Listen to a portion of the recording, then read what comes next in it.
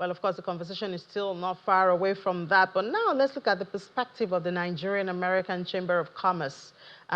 Their national president, Alhaji Sharif Balogun, joins us from our Abuja studio to also see what they see amidst all of this trade war. Good morning, Alhaji Sharif, and welcome to the program.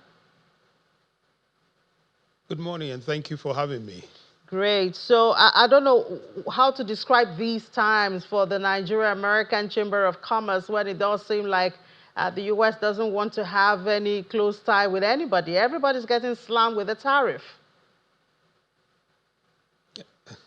Yeah, well, quite interesting times for Nigeria, interesting for us at Nigeria-American Chamber of Commerce. And I've had this question thrown to me by people and say, oh, Nigeria-American Business Chamber of Commerce, what does this portend? Because America does not want to do business. And I say, well, it's not that America does not want to do business, but we have to look at it globally and look at how does it affect Nigeria and what do we need to do as Nigeria. And then as a member of the global community as well, what happens is other country also portends troubling times for us. Okay. So if you look at the tariff, and just like the professor has discussed, it also portends an opportunity for us in Nigeria because the tariff that's been imposed on us is about 14%. Majority of what we export from Nigeria to the US is oil and gas and a little bit of agricultural products. But the gap that exists, if you look at the percentage difference in the tariff between Nigeria and say countries like Mexico, Canada, who are big-time suppliers of agricultural products to the US, it's an opportunity for us because there's a differential in that tariff. So, but then how do we take advantage of that? We have to look at what are the products that we have in Nigeria, non-oil, how do we maximize those, and then be able to get it into that market and that gap. Now, oil for U.S. exports about $3 to $4 billion into Nigeria. So the differential, the trade deficit in our favor, it's not so much, and that's why you see our tariff is about 14%. Where second in West Africa, the highest is Ivory Coast. But looking at Africa globally, South Africa, Madagascar, and other countries that have a higher amount of export volume corresponding to the trade deficit as well as they have with the US is what has caused them to have those higher tariffs.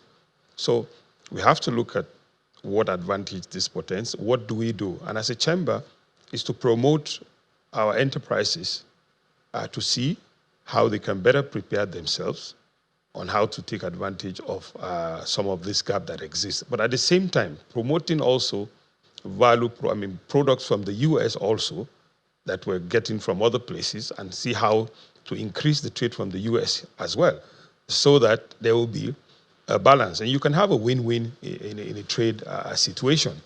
If our aggregate of our tariff is about 27% to goods coming in from the US, we can look at what do we do to reduce that gap so that we have a more balanced trade which will be favorable. The US market is one of the biggest markets in the world, and we definitely need that market, just like they need other products from us.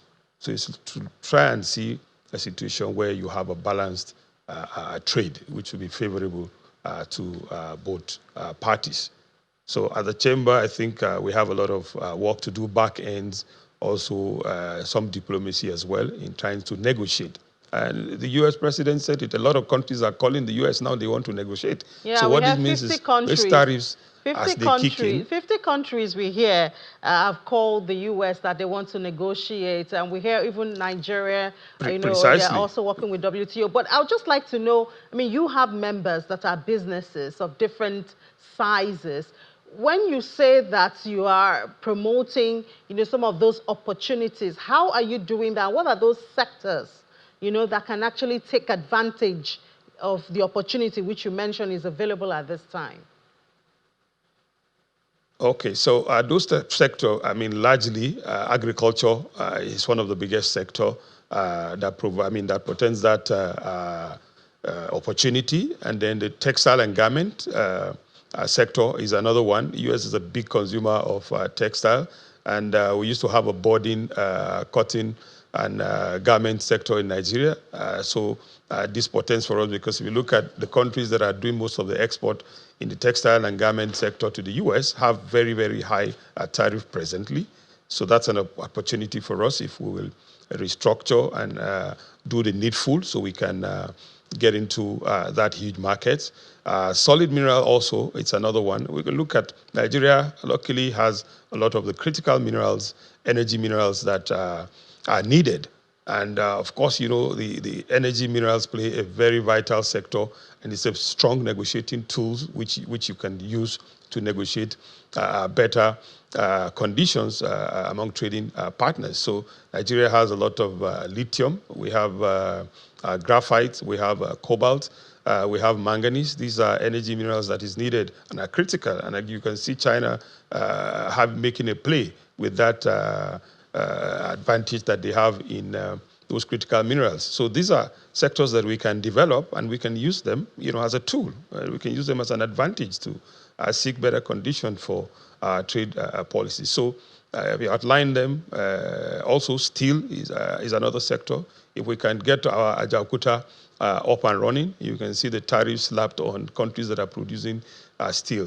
Vietnam, high tariff as high as 50 to 60 something percent in cases like that. So if we're able to develop our own at 14% tariff, it will be at an advantage. So these are some of the areas that are available for us to take advantage and move in and negotiate properly.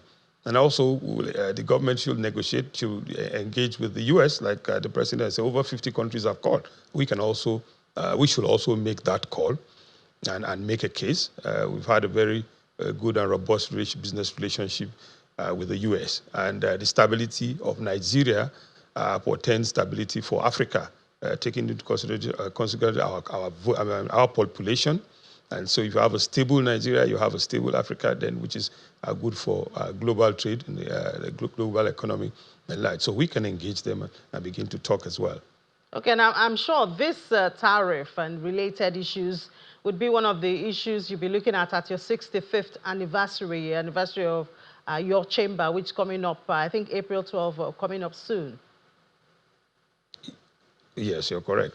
Absolutely. Those are, I mean, we'll use that opportunity, you know, to put across some policy statement, make some requests, and then put it out there to look at the 65 years of relationship between Nigeria and U.S., and then see what statements that we can make, and also hear from the Americans to have a better understanding of their thinking, and then, you know, see how we can engage and come out with a win-win situation for everybody. And we invite you and the general public to, you know, be part of that celebration that will be coming up on April 12th. So what else are we expecting at your anniversary? And where is it holding? It's holding at the Lagos Continental Hotel in Victoria Island. And we'll have a packed full event. We have an event that is 5-in-1. I'll be inaugurated as the 20th president of the chamber. We'll also be honoring some very important organizations, individuals, and companies that have excelled and have contributed to Nigeria's economy. We'll also be inducting new members, over 40 organizations that are going to become part of members of our chamber. And also we'll be unveiling a 3D model of our proposed headquarters permanent building, which we'll be having in Ikoyi or Victoria Island. It's going to be a building that will have all the modern facility, a smart building, which will have rooms and conference facilities for promotion of business enterprise, and also focusing on gender. We have a lot of programs to encourage women to go into exports, and we'll have especially rooms and facilities to promote that. So it's going to be packed full of activities of 5-in-1. We welcome you to be there at Continental Hotel, Victoria Island, Lagos. So anybody can attend since you're sharing a public invitation. Yes, it's an invitation. We welcome the public. You can reach us and we'll give you an invite to be able to attend the program. All right, thank you so much and congratulations on your 65th anniversary. We hope that your chamber can help Nigerians or Nigerian businesses at least maximize the opportunities that you said we see in this tariff war. The national president of Nigerian-American Chamber of Commerce, Alhaji Sheriff Balogun, thank you so much for your time. Thank you so much for having me, and definitely we'll do all we can to ensure that we help Nigeria to navigate this and put our businesses on a better pedestal to be able to take advantage and also manage the tariff and its implications. Thank you. All right. Thank you.